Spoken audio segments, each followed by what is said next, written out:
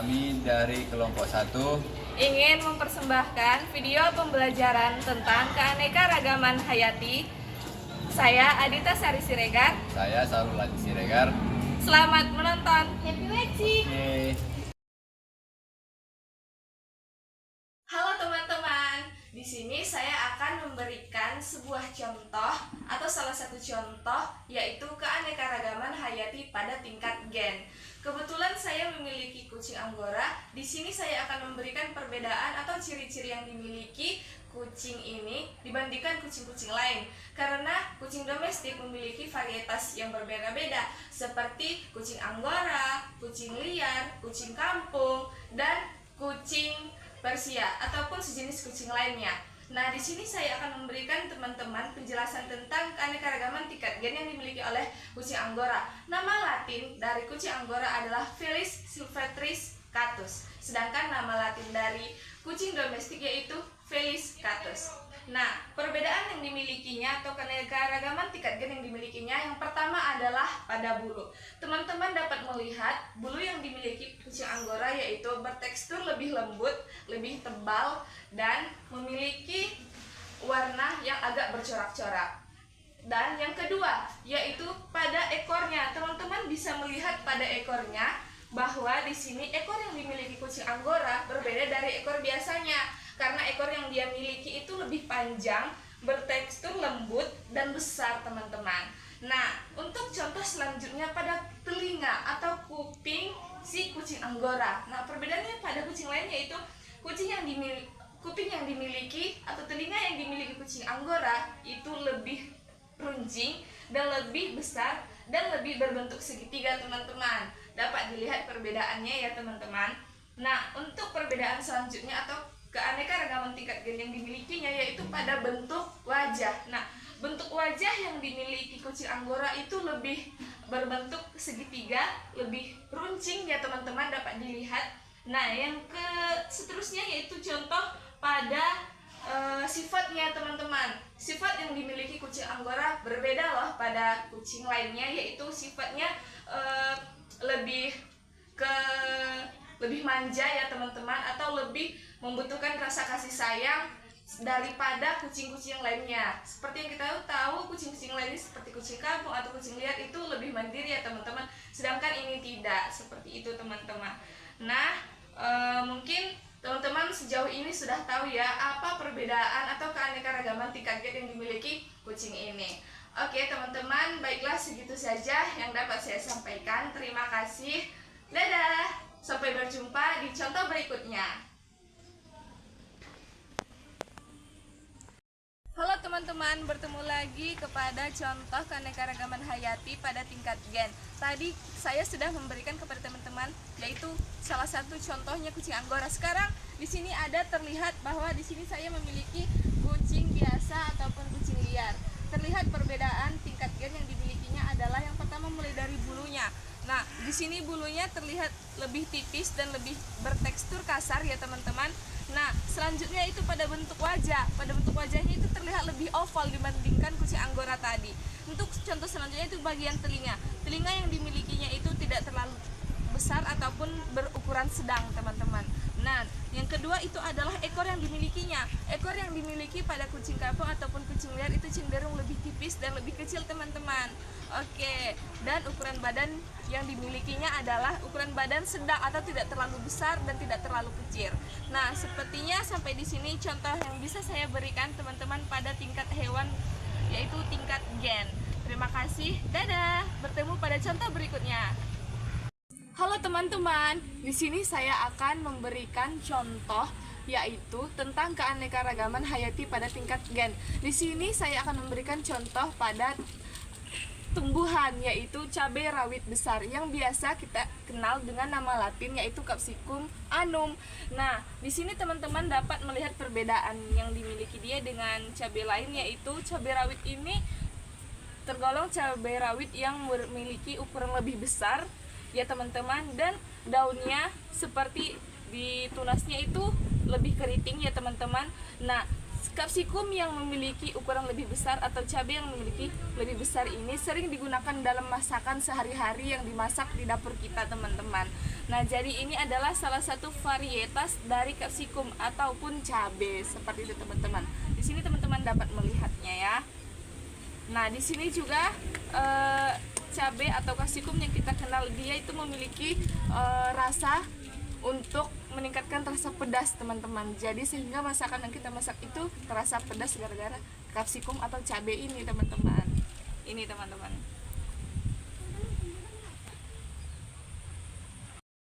Cabai ini mengandung kapsaisin yang lebih banyak sehingga meningkatkan rasa pedas pada masakan kita teman-teman. Oke, bertemu lagi di contoh berikutnya. Dadah. Teman-teman, di sini saya akan memberikan contoh atau perbandingan dari cabai yang tadi dengan cabai habanero atau cabai jenggot, biasa disebut dengan cabai Jakarta. Cabai ini merupakan varietas capsicum chinense dengan bentuk yang khas, teman-teman, dan warna yang berubah-ubah. Nah, di sini dalam video ini kita dapat melihat pertumbuhan buah cabainya, mulai dari buah cabai yang berwarna kuning kehijau-hijauan, kemudian melanjutkan oleh yang lebih matang yaitu berwarna oranye, kemudian dia berlanjut ke matang sempurna yaitu cabai yang berwarna merah terang teman-teman, seperti ini. Nah, apabila jika dibandingkan dengan cabai rawit yang tadi, ini itu cabai habanero atau cabai jenggot ini lebih pedas karena mengandung kapsaisin yang jauh lebih tinggi dan jauh lebih meningkat dari cabai yang tadi teman-teman. Di sini teman-teman dapat melihatnya, saya tunjukkan ya. Nah, mungkin teman-teman sejauh ini sudah mengerti ya teman-teman bagaimana keanekaragaman tingkat gen yang dimilikinya dengan perbandingan yang dimiliki cabai rawit yang tadi. Oke teman-teman, sampai jumpa di contoh berikutnya. Halo teman-teman, bertemu lagi bersama saya pada keanekaragaman tingkat spesies. Di sini saya akan memberikan salah satu contohnya yaitu kacang tanah. Kacang tanah yang biasa kita dengar dengan nama Latin Arachis hypogaea. Nah, di sini mereka memiliki nama familinya atau varietasnya ataupun spesiesnya yaitu Fabaceae teman-teman, yang artinya polong-polongan. Nah, di sini teman-teman dapat melihat daunnya. Daun yang dimilikinya yaitu lebih kecil-kecil ya teman-teman. Dan buah kacang tanah ini tumbuh di tanah teman-teman. Dia itu tumbuh di bawah tanah dan memiliki akar serabut teman-teman. Jadi di sini teman-teman dapat melihat daun yang dia miliki, bagaimana teksturnya, yaitu memiliki daun yang kecil-kecil dan batang yang lebih rendah dibandingkan kacang biasanya teman-teman. Nah, di sini teman-teman dapat melihatnya. Nah, untuk contoh selanjutnya, sampai bertemu di scene berikutnya. Dadah. Halo teman-teman. Di sini saya akan memberikan contoh lain yaitu keanekaragaman pada tingkat spesies. Teman-teman dapat melihat contoh yang saya berikan yaitu kacang panjang. Seperti yang kita tahu, dia memiliki famili ataupun spesies yang sama dengan kacang tanah tadi, yaitu Fabaceae yang artinya polong-polongan. Teman-teman dapat melihat ya, di sini bahwa kacang panjang memiliki ciri-ciri yang berbeda pada kacang tanah tadi, teman-teman. Nah, di sini kacang panjang memiliki daun yang lebih lebar dan buah yang lebih panjang. Dan di dalam itu terdapat biji kacang panjangnya, teman-teman. Dan di sini itu adalah dia pohonnya menjalar, teman-teman. Dia mengikuti arah kemana dia akan menjalar, teman-teman, seperti itu. Jadi di sini sudah jelas ya teman-teman sejauh mana pengetahuan teman-teman tentang contoh yang saya berikan yaitu keanekaragaman tingkat spesies. Ini adalah suatu contoh kelapa. Kelapa yang baru tumbuh. Oke. Dan ini adalah suatu contoh kelapa sawit yang satu spesies dengan kelapa. Halo teman-teman, kali ini aku memberikan salah satu contoh dari ekosistem yaitu ekosistem sawah. Seperti yang sudah teman-teman lihat di sekeliling aku yaitu ekosistem sawah. Seperti yang kita tahu, ekosistem sawah adalah lingkungan buatan yang terdiri dari dua komponen, yaitu komponen abiotik dan komponen biotik. di mana komponen abiotik yaitu ada cahaya matahari, ada air, ada tanah, suhu, dan kelembapan. Dan yang kedua yaitu komponen biotiknya, terdiri dari tanaman primer dan tanaman sekunder. Apa sih tanaman primernya? Yaitu padi seperti yang teman-teman sudah lihat. Dan apa sih tanaman sekundernya? Yaitu rumput yang ada di keliling dari sawah ini. Selain itu ada juga berbagai fauna di ekosistem sawah seperti ada reptil, amfibi, serangga, dan lainnya. Oke teman-teman, sampai sini penjelasan saya tentang ekosistem sawah. Mari jumpa di contoh ekosistem berikutnya. Teman-teman, sekarang aku mau kasih kalian contoh ekosistem sungai. Nah, ekosistem sungai adalah ekosistem yang berada pada perairan air tawar. Dan ekosistem sungai terdiri dari banyak organisme seperti serangga, amfibi, ikan, dan tumbuhan air lainnya. Nah, dalam ekosistem sungai ini ada contohnya seperti aliran air tawar yaitu anak sungai, dan lain sebagainya. Terima kasih.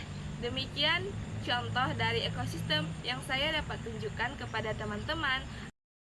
Halo teman-teman, kali ini aku mau kasih kalian salah satu contoh dari ekosistem lainnya, yaitu ekosistem laut.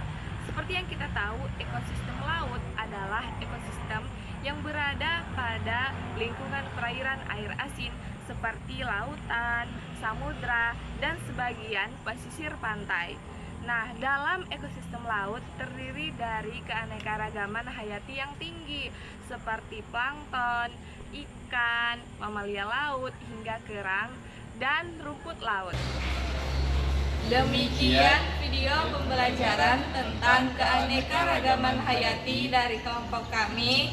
Assalamualaikum warahmatullahi wabarakatuh.